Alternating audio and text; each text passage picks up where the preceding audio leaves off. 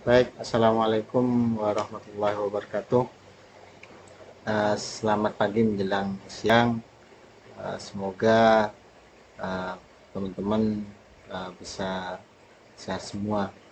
Baik, pada kesempatan kali ini saya akan ngasih tutorial tentang bagaimana pembuatan Google Form, uh, pembuatan kartu tanda anggota perpustakaan kepada siswa-siswi kita. Nah, ini sudah tersedia Google Form-nya, dan untuk awalan nanti di sini untuk buka awal tinggal kita buat Google Form sebenarnya. Nah, di sini caranya. Nah, untuk lebih awal, nah, di sini, nah ini Google Formulir. Nah, kita buka Google Form. Di sini ada banyak pilihan sudah. Misalkan mau yang kosong tinggal tambah yang kosong. Nah, ini karena kita mau buat secara cepat, sudah ada formulirnya tadi, maka kita pakai form yang sudah ada. Nah, ini form yang sudah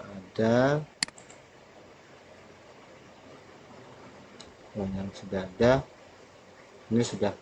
Misalkan kita mau buat Google Form informasi kontak misalkan, dan ini form untuk RSVP, ini undangan peserta pendaftaran untuk ini untuk menjadi anggota, dan yang ini template untuk pendaftaran dalam sebuah acara. Nah, ada banyak form ini yang sudah tersedia.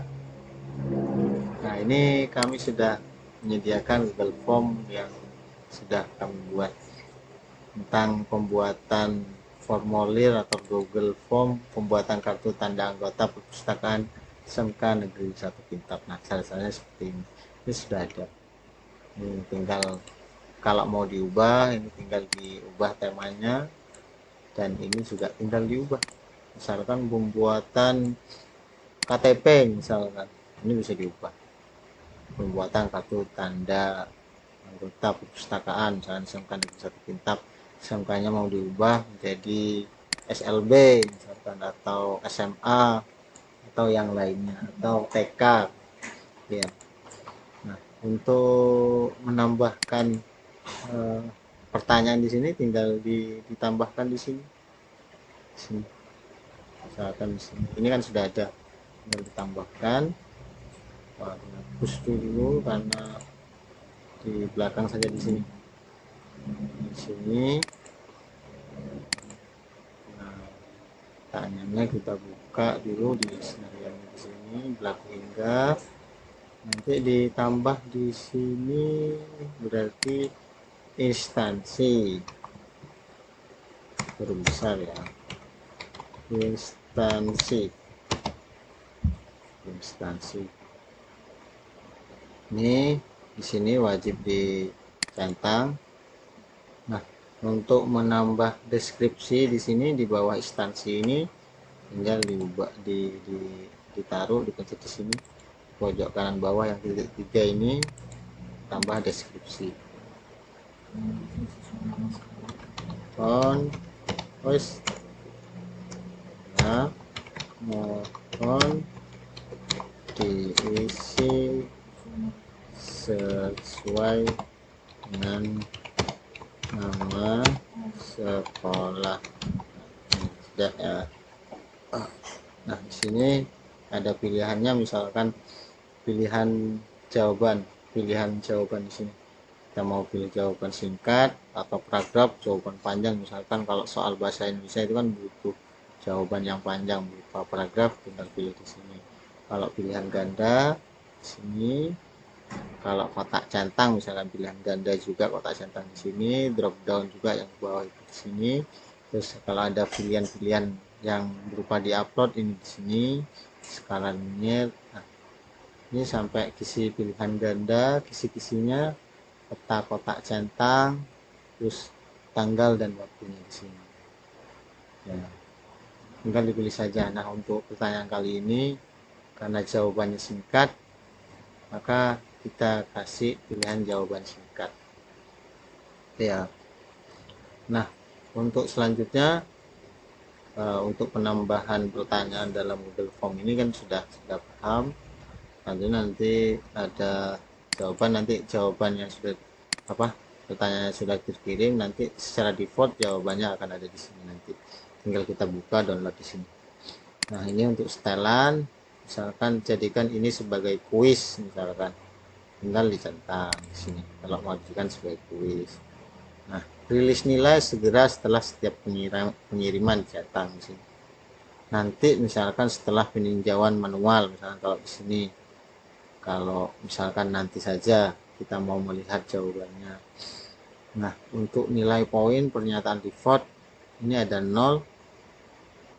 Nah, tinggal kita taruh nanti poin dari jawabannya, karena ini hanya untuk menerima informasi dari siswa, bukan sebuah soal pertanyaan mata pelajaran, maka tidak dikasih poin.